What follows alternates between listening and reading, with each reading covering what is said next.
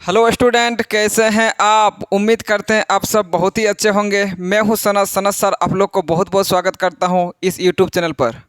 तो चलिए आज बात करेंगे आर्टिकल बारे में। आर्टिकल ठीक है, क्योंकि आर्टिकल बहुत ज़्यादा इंपॉर्टेंट हो जाता है एग्ज़ाम में।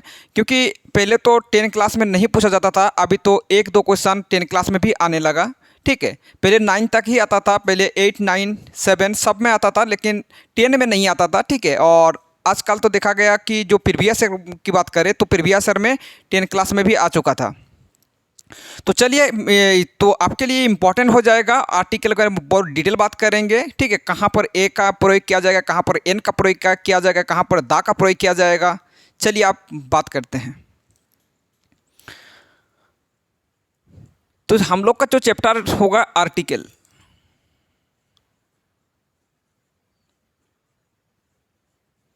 आप जानते हैं आर्टिकल जो होता है वो एडजेक्टिव का ही क्या होता है, भाग होता है।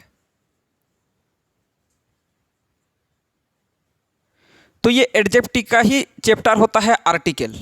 ठीक है, तो आर्टिकल, अगर हम लोग आर्टिकल की अगर बात करें तो इसमें आप जानते हैं कि आर्टिकल कितने प्रकार के होते हैं। ठीक है, चलिए, तो अगर आपको ना पता हो तो फिर बताया तो जाएगा सबसे पहले। लेकिन ये चैप्टर स्टार्ट करने से पहले आपको वॉयल के बारे में जानकारी होना चाहिए, कॉन्सोनेंट के बारे में जानकारी होना चाहिए। तो सबसे पहले आपको वॉयल और कॉन्सोनेंट के बारे में परिचित करवाते हैं, और उसके बाद हम लोग बात करेंगे कि आर्टिकल कितने प्रकार के होते हैं। ठीक है, तो सबसे पहले वॉयल और कॉन्सोनेंट के बारे में बात कर लेते हैं।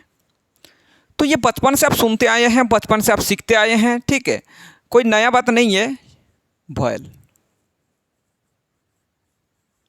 अगर वॉयल्स की बात करें, आप जानते हैं 5 गो वॉयल होता है। क्या क्या होता है? ए, ई, आई, ओ, यू। तो ये 5 गो जो होता है, ये 5 गो वॉयल है। और इसके अलावा जो बाद बाकी वाला होता है वो होता है consonant.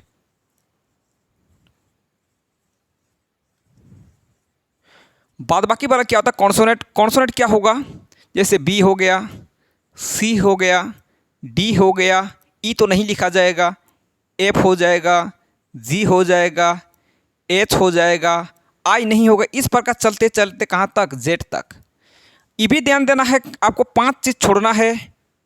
A, E, I, O, you को छोड़कर। तो ए, ई, आई, यू को छोड़कर बाद बाकी जो होगा वो सब क्या होगा? कॉन्सोनेंट होगा। तो ये हम लोग को पता चल चुका है वॉयल्स क्या होता है, कॉन्सोनेंट क्या होता है। अब बात करेंगे आर्टिकल कितने प्रकार के होते हैं। ठीक है, चलिए, तो अब बात कर लेते हैं हम लोग आर्टिकल के बारे में। आप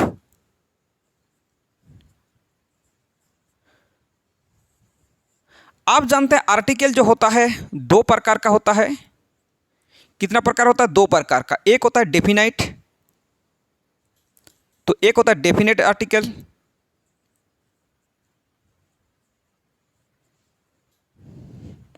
और एक होता है आपका इनडेफिनेट।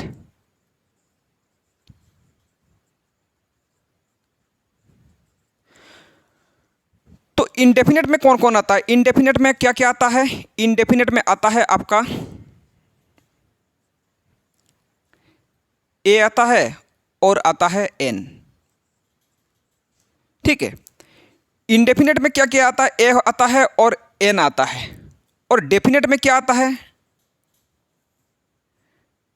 डेफिनेट में आता है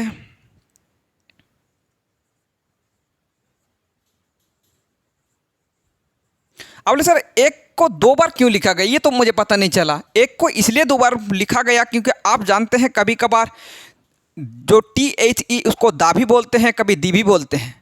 तो आपको आज तक पता नहीं लगा होगा कि कब दा बोलेंगे, कब दी बोलेंगे। होते आपको लगता है कि चलो दोनों में से कोई भी उच्चारण करने से ही चल जाता है। ठीक है, चलिए आज वो भी परिचित भी करवा देते हैं। तो ये दा और ये दी। अब ऐसे दोनों तो एक ही जैसा, फिर कैसे करके पता चलेगा हम लोग किसको दा बोलेंगे, कब दी बोलेंगे? ये भी तो एक सोचने वाली बात है, कब दा बोलेंगे, कब दी बोलेंगे। चलिए, एक चीज़ आपको याद रखना है, एस कब यूज होगा और एन कब लगाया जा सकता है। अब अगर ए की बात करें, जब कॉन्सोनेंट साउंड होगा,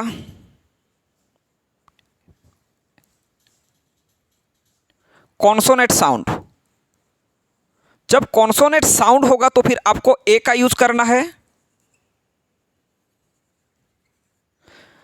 और जब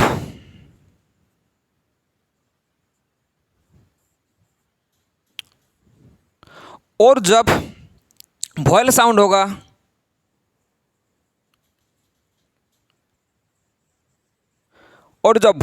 होगा उस कंडीशन में आप किसका यूज करोगे? एन का यूज करोगे। तो आप बोले वॉयल कॉन्सोनेंट साउंड कब होगा, वॉयल साउंड कब होगा? ये भी तो एक सोचने वाली बात है। आपको परिचय करवाते हैं वॉयल साउंड कब होता है, कॉन्सोनेंट साउंड कब होता है। ठीक है, आप देखिए दा का क्या कंडीशन है, दा का भी वही कंडीशन है जो इसमें कंडीशन है।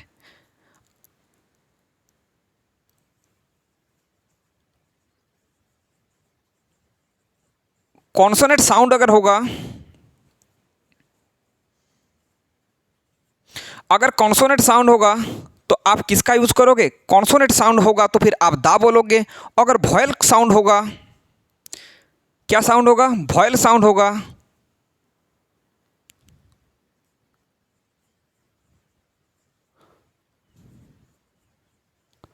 जब वॉयल साउंड आपको मिल जाएगा तो उस कंडीशन में आप दी बोलोगे। तो कॉन्सोनेंट साउंड क्या होता है, वॉयल साउंड क्या होता है? अब देखो कॉन्सोनेंट साउंड का मतलब होता है ये व्यंजक वर्णों का आप कभी सुने होंगे, तो व्यंजन शब्दों का बात करते हैं या व्यंजन वर्णों भी बोला जाता है। अगर व्यंजन वर्णों शब्दों का जो साउंड होगा, ठीक है,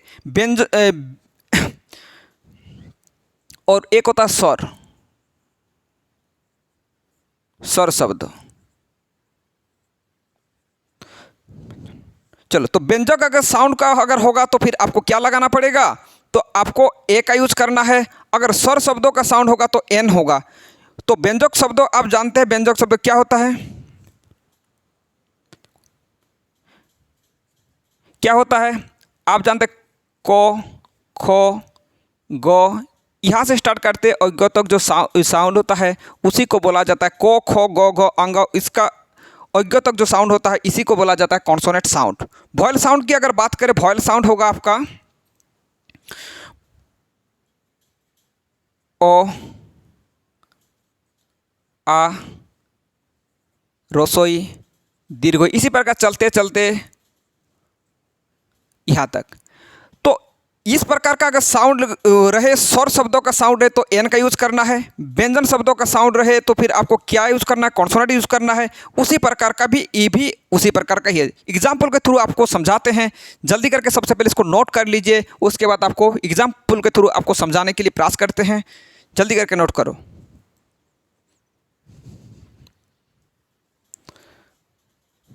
चलिए, तो आप लोग को समझाते हैं कि कब किसका यूज करना है। आपको थोड़ा सा दिखा देते हैं, अभी पूरी नहीं यूज अभी लिखा है नहीं, कुछ भी थोड़ा सा परिचित करवा रहे हैं, थोड़ा सा, वरना इसका बहुत सारा यूज लिखा जाएगा, आपको बाद में यूज करना है, लेकिन आपको थोड़ा सा जानकारी देते हैं आप सिर्फ।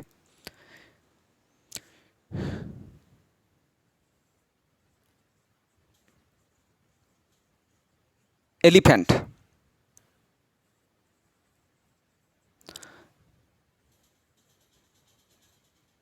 ये आपको बोल के नहीं आएगा, लेकिन आपको जानकारी के हिसाब से, क्योंकि एग्जाम में तो आपको पता नहीं चलेगा कि दा है, दी है, इसमें कुछ आपको लिखना नहीं आएगा कभी भी, लेकिन थोड़ा सा आपको परिचित करवा देते हैं। कभी कभार दा कोई उच्चारण करते हैं, कभी दी उच्चारण करते हैं, लेकिन आपको आज तक पता नहीं चला, उसके बारे में आपको बता रहे हैं। ठीक है, आप बताइए सी है, सी का मतलब क्या होता है? कॉन्सोनेंट होता है, यानी सी मतलब दंतों का उच्चारण हो रहा। किसका उच्चारण? दंतों का उच्चारण हो रहा है। दंतों का उच्चारण का मतलब क्या होता है? इसमें आप जानते हैं ये व्यंजन वर्ण है। अगर व्यंजन वर्ण है तो क्या बोलोगे बताओ? व्यंजन वर्ण है तो फिर इसका उच्चारण क्या होगा? दा का उच्चारण होगा। किसका उच्चारण होगा? दा का उच्चारण होगा। और यहाँ क्या किसका उच्चारण होगा बताओ? यहाँ होगा दी का उच्चारण होगा। होगा या नहीं? क्योंकि ई है, ई जो होता है वॉयल होता है, और ई मतलब वैसे अगर स्वर वर्ण व्यंजन वर्ण की बात करें तो क्या होगा? ई तो होता है व्यंजन, आपका स्वर वर्ण होगा तो क्या उच्चारण होगा? दी का उच्चारण होगा। ठीक है, चलिए, तो ये दादी का उच्चारण हम बता दिए। अब किसमें ए लगता है, किसमें एन लगता है, वो भी आपको थोड़ा सा जानकारी देते हैं, पूरी नहीं, थोड़ा सा, अभी स्टार्टिंग है।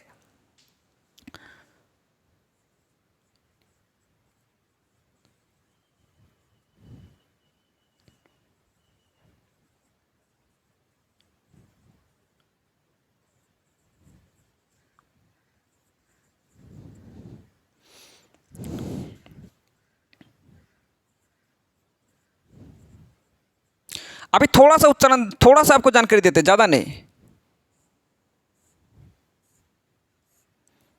चलिए, आप डायरेक्ट वॉयल कॉन्सोनेंट को अभी अभी देखोगे सिर्फ वॉयल कॉन्सोनेंट, बाद में आपको बता दिया जाएगा उच्चारण के हिसाब से कैसे लगाया जाता है, वो बाद में आपको आपके चर्चा करेंगे। अब सिर्फ जानना है वॉयल और कॉन्सोनेंट के बारे में ही अभी जानना है, बाद में हमको बता दिया जाएगा कि ये वॉयल और कॉन्सोनेंट के, वॉयल और कॉन्सोनेंट के अनुसार नहीं लगता, बल्कि उसका जो उच्चारण होता है उसके अनुसार लगता है। ठीक है, स्वर शब्दों और व्यंजन शब्दों के अनुसार आपका लगता है।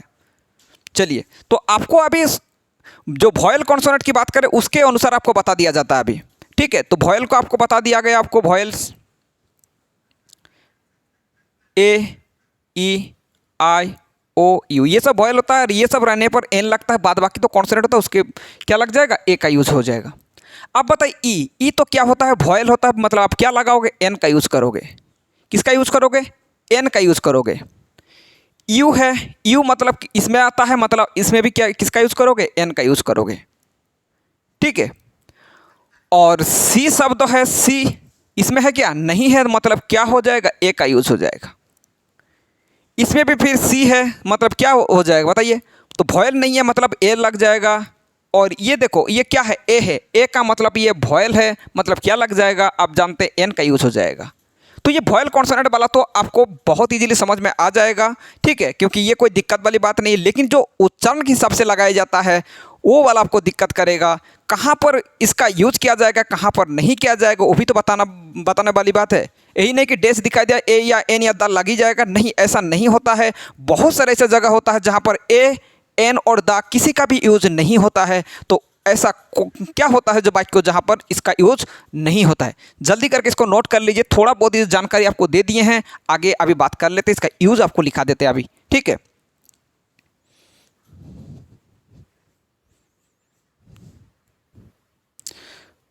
चलिए, तो आपके मन में एक चल रहा कि डेफिनेट और इनडेफिनेट के बारे में थोड़ा बता दीजिए सर। कोई दिक्कत नहीं, उसके बारे में थोड़ा बता देते हैं, लेकिन एग्जाम में नहीं आता कि डेफिनेट क्या होता है, इनडेफिनेट क्या होता है, लेकिन आपके ज्ञान के अनुसार आपको इसके लिए ज़रूरत है। ठीक है, चलिए, तो अगर ज़रूरत है तो ऐसे ही ज़रूरत है। ठीक है, ये आइडिया के लिए ज़रूरत है, बाद बाकी के लिए तो आपके लिए कोई ज़रूरत नहीं, एग्जाम में नहीं पूछा जाता है। लेकिन ठीक है, चलो थोड़ा बता ही देते हैं।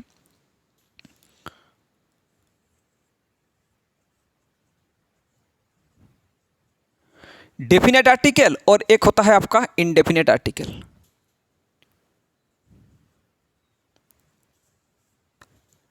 तो चलो, तो एक होता है डेफिनाइट और एक होता है इनडेफिनाइट। तो कैसे हम लोग को कब पता चलेगा कि ये डेफिनाइट है, कब पता चलेगा कि ये इनडेफिनाइट में है, कैसे करके पता चलेगा।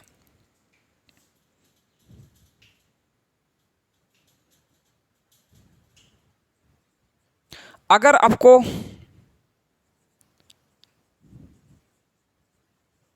स्पीकर, स्पीकर मतलब बोलने वाला, स्पीकर का मतलब होता है बोलने वाला।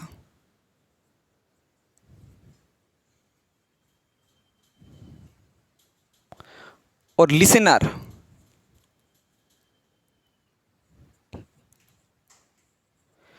स्पीकर बोलने वाला और लिसनर सुनने वाला।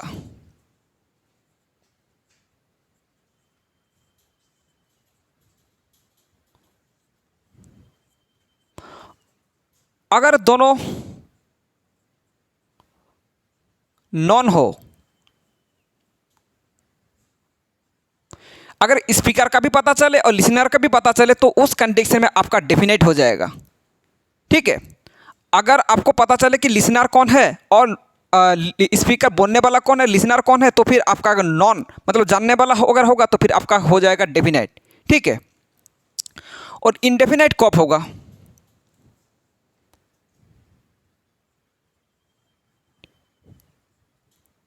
तो इनडेफिनेट कब होगा,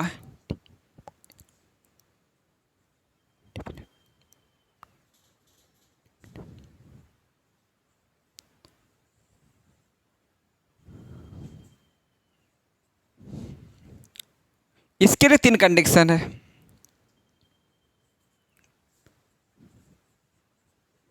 स्पीकर,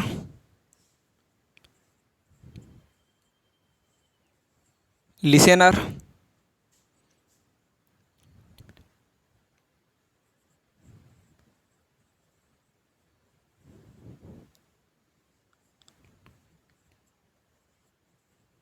लिसनर,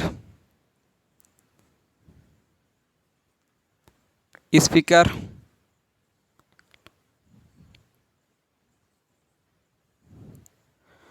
अगर मान लीजिए स्पीकर में अगर मान लीजिए बोलने वाला है उसका पता है लेकिन सुनने वाला का अगर पता नहीं है, लिसनर का पता नहीं है, तो उस कंडीशन में क्या हो जाएगा, इनडेफिनेट हो जाएगा। उस कंडीशन में क्या हो जाएगा, इनडेफिनेट हो जाएगा।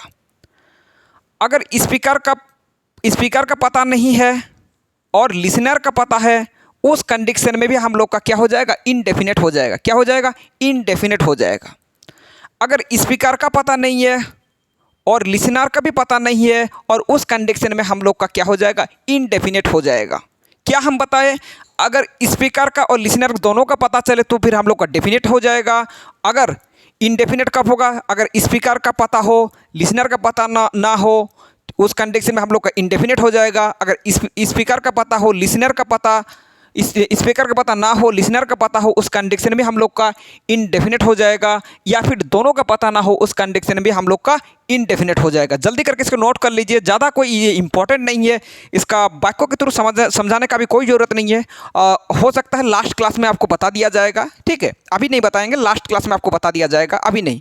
अभी तो शुरुआत है, पहले ही अगर हार्ड वाला मिल जाए तो फिर स्टूडेंट पहले ही डरने लग जाएगा, ठीक है। चलिए जल्दी करके नोट कर लीजिए।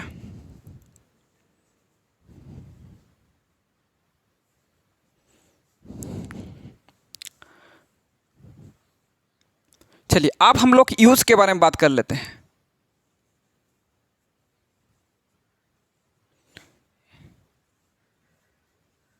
ए या एन की use,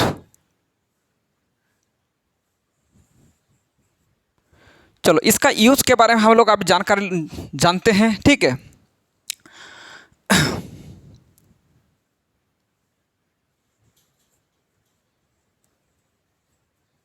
before any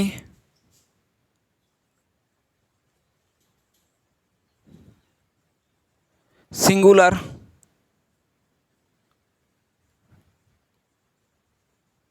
countable noun, तो before any singular countable noun, किसी सिंगुलर काउंटेबल नाउन के पहले ए या एन का यूज किया जाएगा। किसके किसके पहले किया जाएगा, सिंगुलर काउंटेबल नाउन के पहले ए एन का यूज किया जाएगा। चलो हिंदी में भी लिख देते हैं।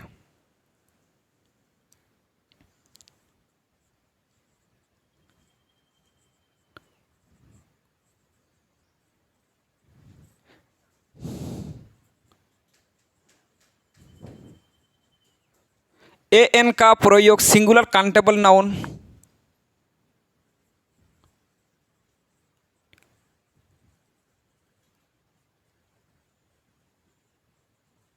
के पहले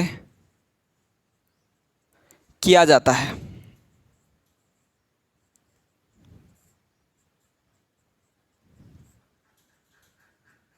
ठीक है। अगर ए एन की यूज़ की अगर बात करें तो कहाँ किया जाता है, ए एन की यूज़ सिंगुलर काउंटेबल नाउन के पहले किया जाता है। सिंगुलर काउंटेबल नाउन क्या होता है सर, सिंगुलर काउंटेबल नाउन वो नाउन होता है जो क्या होता है, जो आप गिन सकते हैं उस नाउन को, उसी को गिन सकते हैं, उसी को बोला जाता है सिंगुलर काउंटेबल नाउन। और जिसको गिना नहीं जाएगा बल्कि क्या किया जाएगा, मापा जैसे तोला जाता है, उसी को क्या बोला जाता है, अनकाउंटेबल नाउन बोला जाता है। तो countable noun uncountable noun already आप नाउन चैप्टर में पढ़ चुके हैं, ठीक है। तो चलिए सिंगुलर काउंटेबल नाउन के पहले ए एन का प्रयोग किया जाता है, वाक्यों के थ्रू हम लोग समझने के लिए प्रयास करते हैं। और एक चीज़ जहाँ पर आपको यूज नहीं होता है,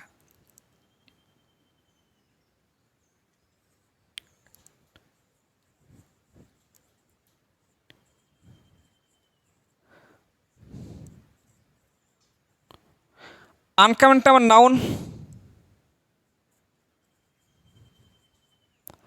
और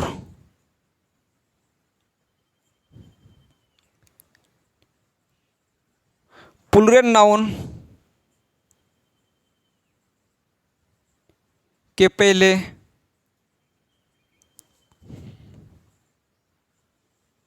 ए एन का प्रयोग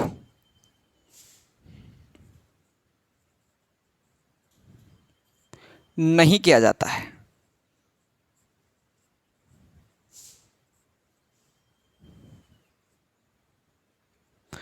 अनकाउंटेबल नाउन और प्लूरल नाउन के पहले ए एन का प्रयोग नहीं किया जाता है। ठीक है, अगर अनकाउंटेबल नाउन रहे या फिर प्लूरल नाउन रहे, उस कंडीशन में आप ए एन का यूज नहीं कर सकते। ए एन का मतलब ही तो क्या होता है? ए एन का मतलब ही होता है एक होता है। इसका यूज कहाँ होता है? सिंगुलर पर। सिंगुलर पर इसका यूज किया जाता है। कहाँ पर यूज किया जाता है? सिंगुलर पर इसका यूज किया जाता है, ना कि प्लूरल पर किया जाएगा, ना कि अनकाउंटेबल नाउन पर किया जाएगा। उससे पहले चलो तो एक वाक्यों के थ्रू हम लोग समझने के लिए प्रयास करते हैं।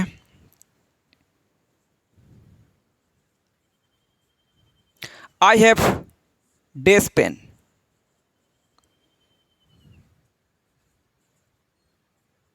I have these pens.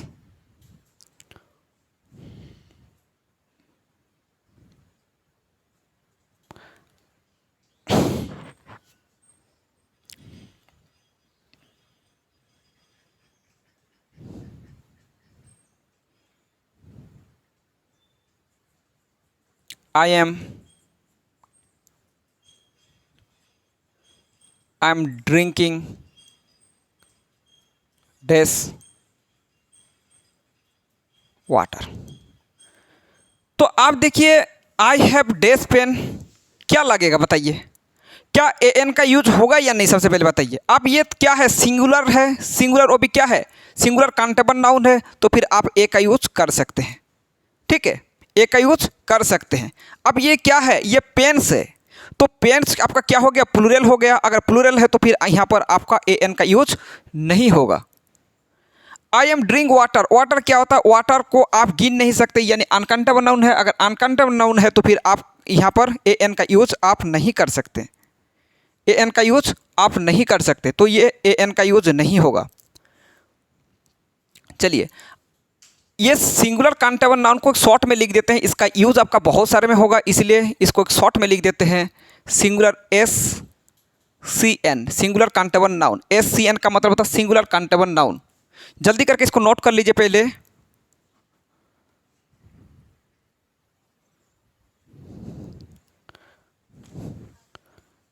चलिए, आपको यूज अभी दिखाते हैं। ए एन का यूज कहाँ कहाँ कर सकते हैं आपको दिखा देते हैं।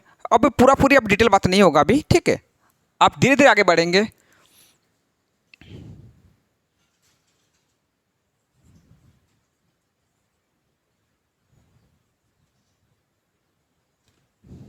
Sita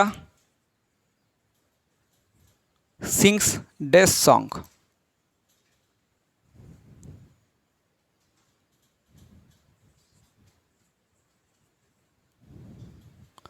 Ram eats this mango.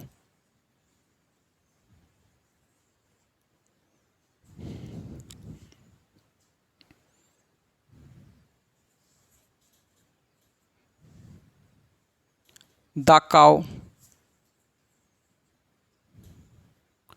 dash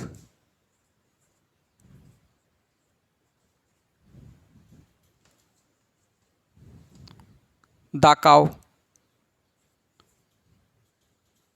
gives dash milk.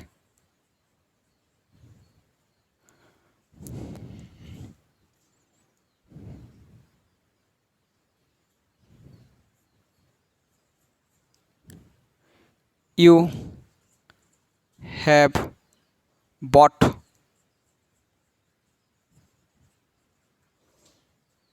this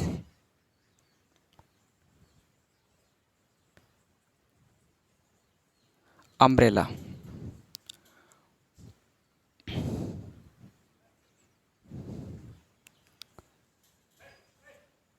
Pooja is writing this letter now.